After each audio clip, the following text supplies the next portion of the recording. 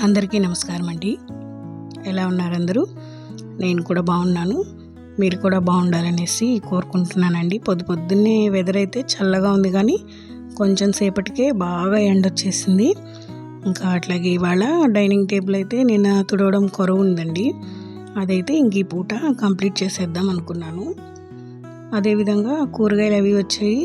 ఇంకా మన గార్డెన్లో కూడా కొన్ని కూరగాయలు ఉన్నాయి, అవి కోసుకొస్తామనేసి పొద్దున్నే ఫస్ట్ అయితే కూరగాయలు అవి వచ్చినాయి, ఫ్రెష్గా ఉన్నాయి కదా, అవి తీసుకొని సాంబార్ అయితే చేద్దాం అనుకుంటున్నాను. కొన్ని మన ఇంట్లో ఉన్నాయి కూడా వేసి ఇవాళ సాంబార్ అయితే పెడతానండి. చాలా రోజులు అయిపోయింది సాంబార్ పెట్టి.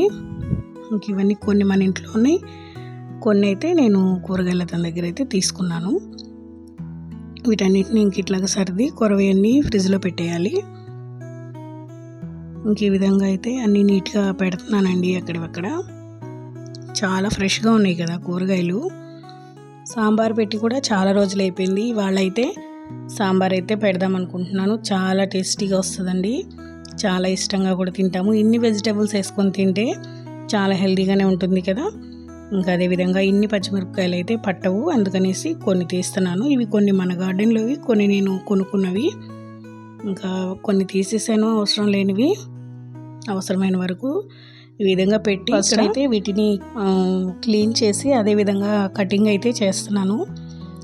మునక్కాయలు వచ్చేసి మన చెట్టువేనండి. ఒక 4 కాయలు అయితే కోసుకొచ్చాను.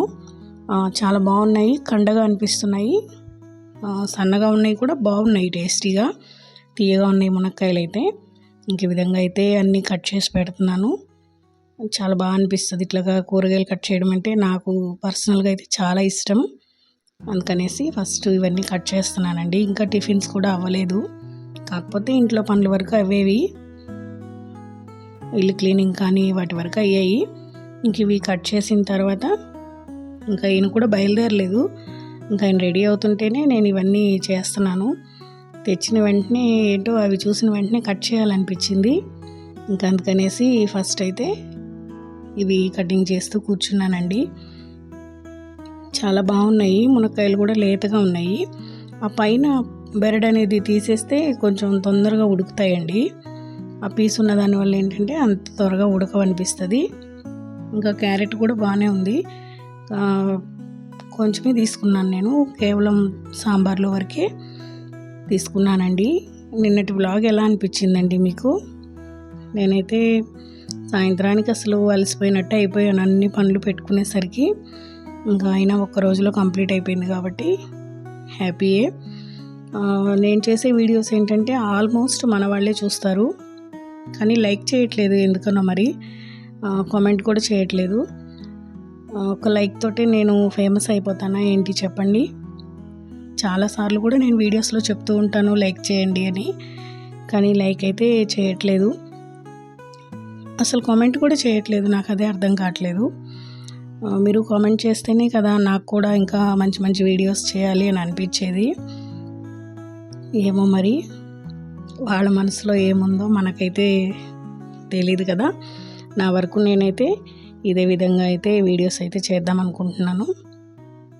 ఇంకపోతే బెండకాయలు అనేవి చాలా ఫ్రెష్గా ఉన్నాయండి, చాలా బాగున్నాయి. కొంచెం ఎక్కువే వేస్తానండి నేను బెండకాయలు, పెద్ద పెద్ద ముక్కలే వేస్తాను, నాకు చాలా ఇష్టము. కూరలోకి ముక్కలు ఎక్కువ ఉంటేనే బాగుంటుంది అనిపిస్తుంది నాకు. ఇంకా అదేవిధంగా దొండకాయలు కూడా, ఒకటి దోసకాయను మునక్కాయ, ఇది మామిడికాయ లేదు. ఇంకా అవి రెండైతే తెప్పించలేదు, అతని దగ్గర కూడా లేవు. కూరగాయలు తీసుకొచ్చిన అతని దగ్గర కూడా అవి 2 లేవు. ఇంకా ఆనియన్స్ అయితే మామూలుగా ఉంటే చిన్నవే వేస్తానండి, ఇవి పెద్దవే. ఇంకా ఇట్లాగా ముక్కలు అయితే కట్ చేసి వేసేస్తున్నా. టమాటా కూడా అదే విధంగా కట్ చేసేసాను. ప్రస్తుతానికైతే గ్యాస్ మీద పాలు పెట్టున్నానండి. ఈ మధ్యలో ఈయన కూడా బయలుదేరుతున్నారు. ఈ వంకాయలు అయితే ఇప్పుడు వేయనండి, నేను వంకాయల్ని లాస్ట్లో వేస్తాను, పప్పు వేసేటప్పుడు వేస్తాను. ఇప్పుడైతే వంకాయ వేయట్లేదు. పచ్చిమిరపకాయల వరకు కట్ చేసి వేసేస్తున్నా. ఇవి మన చెట్టుకు వచ్చినవి, కారంగా కూడా ఉన్నాయి. ఫస్ట్లో అంత కారం లేవు, ఇప్పుడు బాగా ఘాటుగా అనిపిస్తున్నాయి. చిన్న కాయలైనా కారం ఉన్నాయండి. ఇంకా మధ్యలో ఈయన బయలుదేరేటప్పుడు కొంచెం గ్యాప్ ఇచ్చేసి ఇన్ని పంపించేసి వచ్చిన తర్వాత మళ్ళీ కూర్చున్నాను. ఇంక ఈలోపు పాలు అయితే కాగుతున్నాయి కదా. ఇవాళ ఒక మంచి టిఫిన్ చూపిస్తాను. టిఫిన్ లాంటిదే కానీ టిఫిన్ కాదు, నాకు చాలా ఇష్టం. నేను అప్పుడప్పుడు ఈ విధంగా కూడా తీసుకుంటుంటాను. అదే చూపించిపోతున్నాను మీకు. ఇది ఇవి ఉంటాయి కదా అటుకులతోటి చిన్న రెసిపీ. ఇంకా ఇవి ఎక్కడక్కడ క్లీన్ చేసిన తర్వాత నిన్న వాష్ చేసిన బట్టలన్నీ ఎక్కడక్కడ సర్దేయాలి. అలాగే ఐరన్ నుంచి బట్టలు కూడా వచ్చాయండి. వాష్ చేసినంత ఈజీ కాదు మళ్ళీ వీటిని సర్దడం. ఇంకా అదేవిధంగా క్లాతింగ్స్ అన్నీ కూడా మడత పెట్టేశాను. ఇంక ఈ ఐరన్ బట్టలు కూడా సర్దేయాలి ఎక్కడక్కడ. ఈ బెడ్షీట్స్ అన్నీ కూడా పెట్టేయాలండి. ఏం లేదు, చిరాకు లేకుండా ఉంటుంది అంతే. ఎక్కడక్కడ పెట్టుకున్నామంటే నీట్గా అనిపిస్తుంది, మనకు కూడా ఫ్రెష్గా ఉంటుంది అంతే, ఇంకేం లేదు. ఇంక ఇవన్నీ మడిచేసాను కదా, రాత్రి ఇంకా టైం లేదని పెట్టలేదు. ఇంక ఇప్పుడైతే పెట్టేస్తానండి. ఇవి అటుకులతోటి మంచి టిఫిన్ చూపిస్తాను కదా, మంచి బ్రేక్ఫాస్ట్ అనుకోండి, ఏమైనా అనుకోండి, చాలా బాగుంటుంది. చాలా హెల్తీగా కూడా ఉంటుంది, త్వరగా ఆకలి అవ్వదు. నేనైతే అప్పుడప్పుడు ఈ విధంగా తీసుకుంటుంటాను. నాకు చిన్నప్పటి నుంచి ఇట్లా తినడం అంటే ఇష్టం అండి. అందుకనేసి అప్పుడప్పుడు టిఫిన్ ఎప్పుడైనా స్కిప్ అయినప్పుడు ఈ విధంగా తీసుకుంటాను. ఫస్ట్ అయితే ఈ అటుకుల్ని క్లీన్ చేసుకుందాము. ఒకటికి 2-3 సార్లు అయితే అటుకుల్ని క్లీన్ చేసుకోవాలి. బాగా తెల్లగా వాటర్ వచ్చే వరకు క్లీన్ చేసేసుకొని ఇప్పుడు వీటిని పిండి ఒక బౌల్లోకి వేసుకుందాము. ఒక బౌల్లోకి తీసుకుందాం. మనం ఏ బౌల్లో తినాలనుకుంటామో ఆ బౌల్లో అయితే వీటిని గట్టిగా వాటర్ లేకుండా పిండేసుకుందామండి. ఈ విధంగా అన్నీ పిండుకుంటే నెమ్మ అనేది ఉండదు పెద్దగా. ఈలోపు పాలు కూడా కాగుతున్నాయి. పాలు కూడా బాగా కాగితేనేనండి, లేదంటే పచ్చివాసన వస్తాయి. రెగ్యులర్గా నేను అసలు పాలు తాగను, నాకు ఇష్టం ఉండదు, స్మెల్లే నాకు నచ్చదు. పెరుగు మజ్జిగ లాంటివి కూడా నేను తక్కువే తీసుకుంటాను. దీంట్లోకి పాలు వేసుకోవడం, చపాతీలో పాలు వేసుకొని తినడం అంటే ఇష్టం అండి. లాస్ట్లో మిగిలిన పాలనైతే తాగను, పడేస్తాను అవి. కాకపోతే వీటి బైండింగ్ కోసం వేసుకోవడం మాత్రం నచ్చుతుంది. ఇంక ఈ విధంగా అన్నీ పిండేసుకోవాలి నీట్గా, నిమ్మ అనేది ఏం లేకుండా అడుగు వరకు అన్నీ గట్టిగా పిండేస్తున్నా. ఇది డైటింగ్కి కూడా చాలా బాగా పనిచేస్తుందండి. మనము నైట్ టైం కానీ తీసుకున్నామంటే మార్నింగ్ కల్లా అసలు చాలా బాగుంటుంది, రిలాక్సింగ్గా. అసలు పొట్ట అనేది అసలు ఉండదండి. పొట్ట తగ్గాలనుకున్న వాళ్ళు కూడా ఇది ట్రై చేయొచ్చు, చాలా బాగుంటుంది రెసిపీ. అయితే తినాలనుకుంటే చక్కెర కూడా వేసుకుంటారు, ఇష్టం ఉంటే చక్కెర వేసుకుంటారు, లేదంటే లేదు. ఇంకా పాలు అయితే కాగుతున్నాయి కదా, వీటిని ఒక గ్లాస్లోకి అయితే వంపుతానండి. ఒక గ్లాసులోకి వట్టివే వంపుతున్నా, చక్కెర ఏమీ వేయట్లేదు. ఇష్టం ఉన్నవాళ్ళు అటుకుల్లో చక్కెర వేసుకోవచ్చు, వద్దనుకుంటే వట్టి పాలు అటుకులు కూడా టేస్ట్ బాగుంటుంది. నేనైతే లైట్గా చక్కెర వేస్తాను, మరీ చప్పగా తినబుద్ధి కాదు, నాకు చక్కెర వేసుకుంటేనే అలవాటు, అందుకనేసి చక్కెర కూడా వేస్తాను. కాకపోతే వేడిగా ఉన్నప్పుడు తీసుకుంటేనే దాని టేస్ట్ అండి, చల్లారిపోయిన తర్వాత తినలేము. వేడిగా ఉన్నప్పుడే తినాలనిపిస్తుంది బాగా. చూసారా, ఇవన్నీ అటుకులు పీల్చేస్తాయి, ఆలోపే మనం తినేయాలి. పాలు కూడా కొంచెం ఎక్కువే పడతాయి. వేడిగా ఉన్నప్పుడైతేనే తినేయాలనిపిస్తుందండి. టేస్ట్ కూడా చాలా బాగుంది. ఈరోజు పొద్దున్నే నా బ్రేక్ఫాస్ట్ వచ్చేసి అటుకులుతో ఈ విధంగా, దీన్ని ఏమంటారో కూడా తెలీదు, రెసిపీకి పేరేం పెట్టాలో కూడా అర్థం కావట్లేదు. మీరైతే ఏం పేరు పెడతారండి దీనికి, నాకు కామెంట్ చేయండి. ఈ విధంగా అయితే తినేస్తున్నా నేను. టేస్ట్ అయితే చాలా బాగుంటుంది, బాగా నచ్చుతుందండి. నాకైతే చిన్నప్పటి నుంచి ఈ విధంగా అలవాటు, అందుకనేసి అప్పుడప్పుడు కూడా నేను ఇట్లా ట్రై చేస్తుంటాను. మా పిల్లలు ఉంటే మా అమ్మాయి తిందు, కానీ మా అబ్బాయి తింటాడండి మళ్ళీ ఇష్టంగా. కొంచెం సిమిలర్గా ఉంటాయి వాడికి నాకు టేస్ట్లు. మా పాప అయితే తినదు, మా అబ్బాయి ఇష్టంగా తింటాడు వాడు కూడా. అదేవిధంగా నాకు కూడా చాలా ఇష్టం. హెల్దీ కూడా ఉంటుంది బాగానే, మనకి త్వరగా ఆకలి అవ్వడం అట్లా ఏమి ఉండదు. ట్రై చేసి చూడండి ఎవరైనా, మీకు కూడా నచ్చుతుంది. మీకు కూడా నచ్చినట్టయితే నాకు కామెంట్ చేయండి. ఇంక ఇదంతా కంప్లీట్ అయిపోయిన తర్వాత స్నానం చేసేసి దేవుడి దగ్గర ఉండే మాల్యాన్నం అంతా తీసేస్తున్నానండి. ఇవి పెట్టినంత సరదా కూడా కాదు ఇవన్నీ క్లీన్ చేసుకోవడం అంటే, కొంచెం పనే. ఇంకా స్నానం అది చేసేసి వచ్చిన తర్వాత నీట్గా ఈ దేవుడి దగ్గర పెట్టిన పువ్వులు కుందులు మొత్తం తీసేస్తున్నాను. ఇంకా ఈ పువ్వుల వరకు ఎక్కడంటే అక్కడ వేయం కదా, దేవుడికి పెట్టినవి తొక్కము కాబట్టి అన్నీ ఒక ప్లేట్లో పెట్టేసి తీసి కవర్లో అయితే వేస్తాను. లేదంటే మరి ఎక్కువగా ఉన్నాయి అనిపిస్తే మాత్రం మన గార్డెన్లోనే మట్టి ఉంటుంది కదా, ఒక సైడు మట్టిలో అయితే వేసేస్తాను.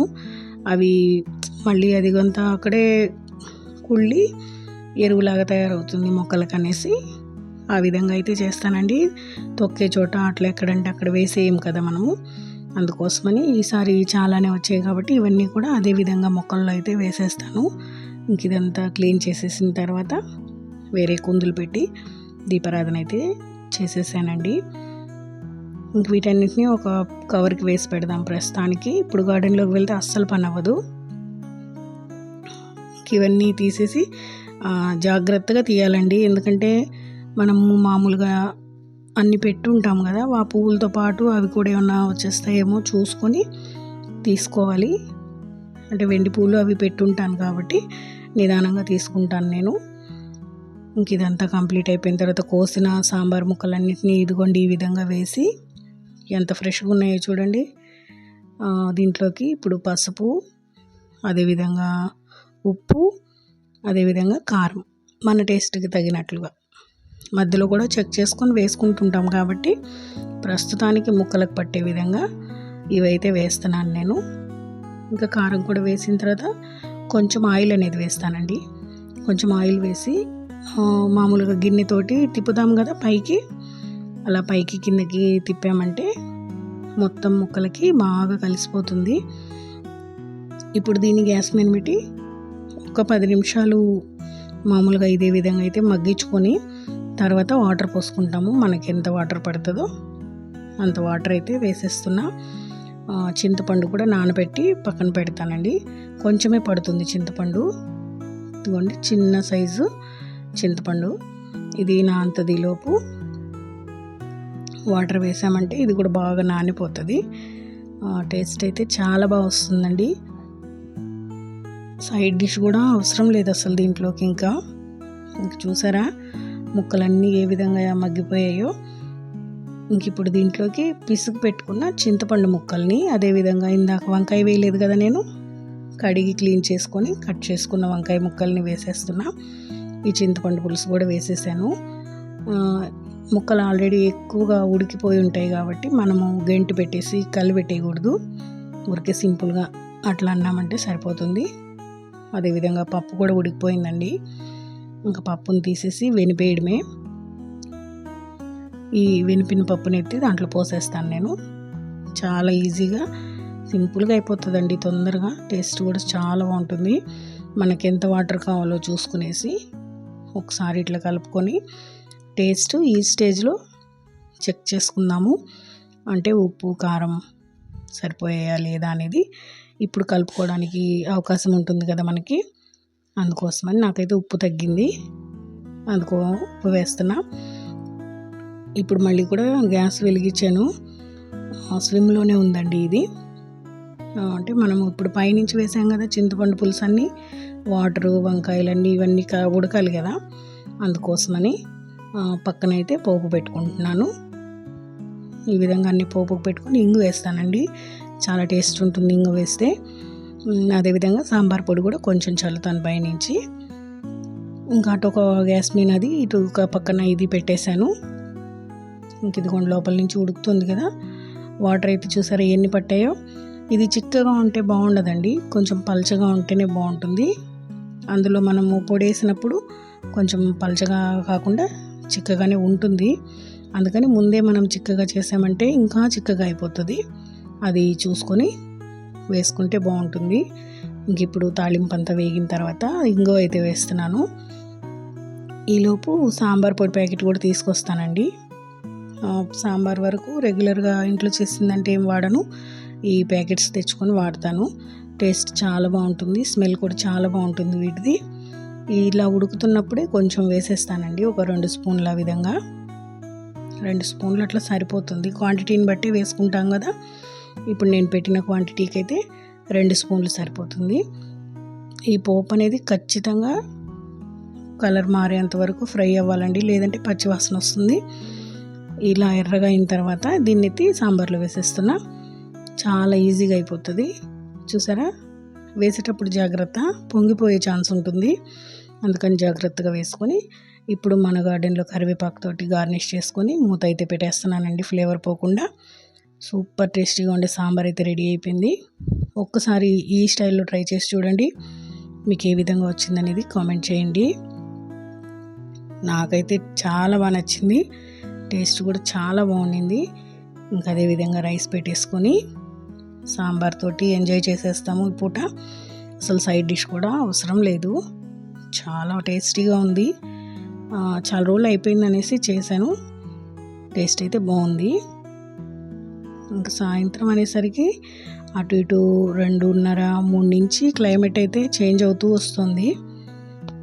మరి ఏమైనా వర్షం పడుతుందో ఏమో అని అనుకుంటూనే ఉన్నాము.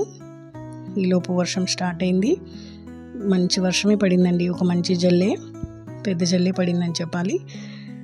చాలా వెదర్ అయితే సడన్గా మారిపోయింది. ఇంక ఈ విధంగా స్టార్ట్ అయింది, ఇంకా అట్లా పెద్ద వర్షం పడిపోయింది. 5:30-6 వరకు పడింది దాదాపుగా. సాయంకాలం 6 గంటల వరకు అయితే పడిందండి వర్షం. కొంచెం క్లైమేట్ చల్లబడింది అనిపించింది అంతే. మళ్ళీ తెల్లవారి ఇంకా ఎండ ఎట్లా ఉంటుందో చూడాలి, వర్షం ఏమైనా పడుతుందేమో చూడాలంతే. ఇవాళకి మాత్రం హాఫ్ డే ఎండ, హాఫ్ డే వర్షం లాగా పడింది. పైనుంచి మట్టి వచ్చేంత వర్షం అయితే పడిందండి. ఇదిగోండి, చినుకు పడిందంటే మా నాయన అక్కడ ఉండదు, నిమ్మైతే ఉండదండి, అది అసలు ఇంకెళ్ళమన్నా బయటికి వెళ్ళదు, నేరుగా వచ్చి దివాని కింద పడుకుంటుంది. దానిపైన బాగుంటుంది వర్షం పడేటప్పుడు వెచ్చగా. ఇంకా ఇక్కడైతే నాయనకు పెట్టిన ప్లేట్ కూడా తీయలేదు, ఇంకా వర్షం అయితే అదే విధంగా స్టార్ట్ అయిపోయింది అట్లాగే. చూసారా ఎంత వర్షం పడుతుందో, మీకు ఇప్పుడు జూమ్లో చూపిస్తాను. ఈ చెట్టు అడ్డం ఉంది కదా, దాని మూలన మీకు ఇంకా బాగా కనపడే ఛాన్స్ ఉంది. ఎంత వర్షమోనండి, అసలు ఇప్పుడు ఇది వర్షాకాలమే అయినా కూడా ఎప్పుడో కానీ పట్టం లేదు వర్షము. క్లైమేట్ అయితే చల్లగా కూల్గా బాగుండింది. ఒక మంచి కాఫీని ఎంజాయ్ చేస్తూ వర్షాన్ని అయితే చూస్తున్నాము. కాఫీ కలిపింది ఏం షేర్ చేయలేదండి మీకు, స్ట్రాంగ్గా టేస్టీగా కలుపుతాను. కాఫీ అయితే మాత్రం నేను చాలా స్ట్రాంగ్గా కలుపుతాను, అదేవిధంగా స్ట్రాంగ్గానే తాగుతాను కూడా. తెల్లగా పొడి తక్కువగా ఉంటే నేను అస్సలు తాగలేను. ఇంక ఈ విధంగా అయితే స్టార్ట్ అయింది. ఇంకెట్లాగే వాళ్ళ బట్టలు ఏమి ఉతకలేదు, లేదంటే ఆరే ఉండేవి కాదు, అందుకే నిన్నే ఉతికేసాను నేను. వీడియో నచ్చినట్టయితే లైక్ చేసి, షేర్ చేసి, సబ్స్క్రైబ్ చేసుకోండి. వీడియో ఎలా ఉంది ఏంటి అనేది నాకు కామెంట్ చేయండి.